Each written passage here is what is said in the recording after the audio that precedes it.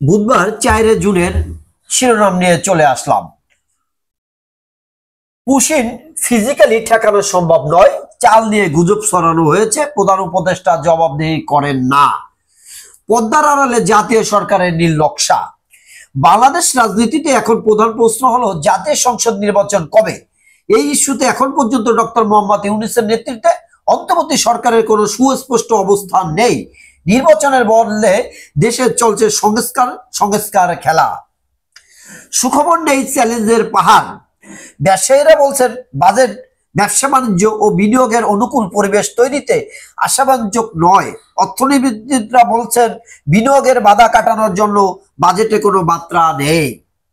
জামায়াতের আমির নির্বাচন এপ্রিলের পরে যেন না যায়। জামায়াতের ইসলামী আমির ডক্টর শফিকুর রহমান বলেছেন, আমরা ফেব্রুয়ারি মাঝামাঝি অথবা এপ্রিলের মধ্যে জাতীয় সংসদ নির্বাচনের কথা বলেছি, এপ্রিলের পরে যেন না যায়। বৈষম্যহীন সমাজের ভীষণ নেই এনসিপি। জাতীয় নাগরিক পার্টির এনসিপি বলেছে বর্তমান সময়ের অর্থনৈতিক সমস্যাগুলো সরকার চিহ্নিত করতে পারলেও তার সঠিক সমাধান বা কৌশল প্রণয়ন করতে পারেননি। বাজেট মধ্যবিত্তের জনবান্ধব, পাচার অর্থ ফেরত সহজ নয়।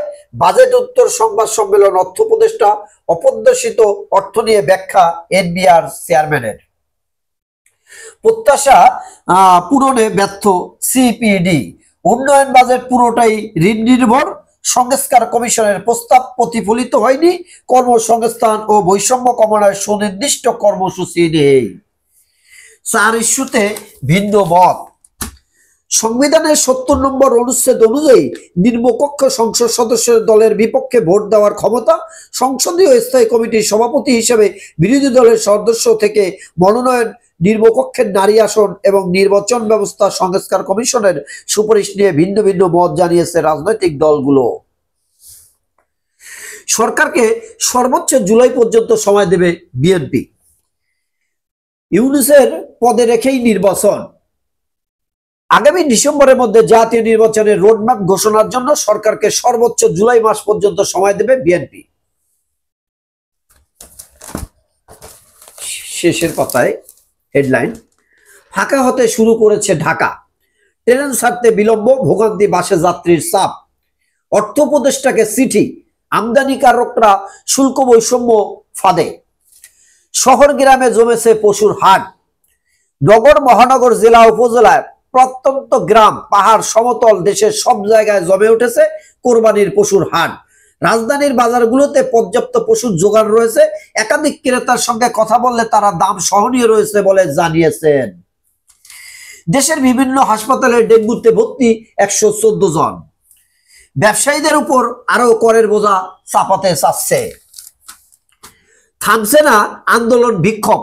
সচিবালয়ে সমাবেশ, ঈদের পর কঠোর কর্মসূচি। নিজের শপথ পরে চেয়ারে বসার হুঁশিয়ারি ইশরাকের। জুলাই ঐক্যের মাস টু সচিবালয় কর্মসূচিতে বাধা। বিধিমালা সংশোধনের পর জামায়াতের নিবন্ধন। হজের আনুষ্ঠানিক কার্যক্রম শুরু। পবিত্র হজ করতে সৌদি আরবের মক্কায় সমবেত হয়েছেন বিশ্বের লাখ লাখ মুসলিম। তারা আজ বুধবার সৌদি আরবে 8 জিলহজ থেকে ইহরাম বেঁধে সারাদিন মিনায় অবস্থান করবেন। হাসিনার বিরুদ্ধে অভিযোগের শুনানি ও আদেশ 19 জুন। সব শিল্পাঞ্চলে বাড়েনি গ্যাস। শ্রমিকের মৃত্যু ঘিরে সংঘর্ষ, আহত অর্ধ শতাধিক। অতিসত্ত্বহীন কোম্পানির নামে ঋণ 1174 কোটি টাকা। বিশেষ সুবিধা কার্যকর সরকারি চাকরিজীবীদের। এবার ব্যাগেজ রুলস সুবিধায় সোনা আনা যাবে বছরে একবার। সংবাদ সম্মেলনের তথ্য, বাংলাদেশি সহ 3 সহস্রাধিক মুসলিমের ব্যাংক হিসাব বাতিল। বিসিএস জোট নিরসনের রোডম্যাপ দিল পিএসসি।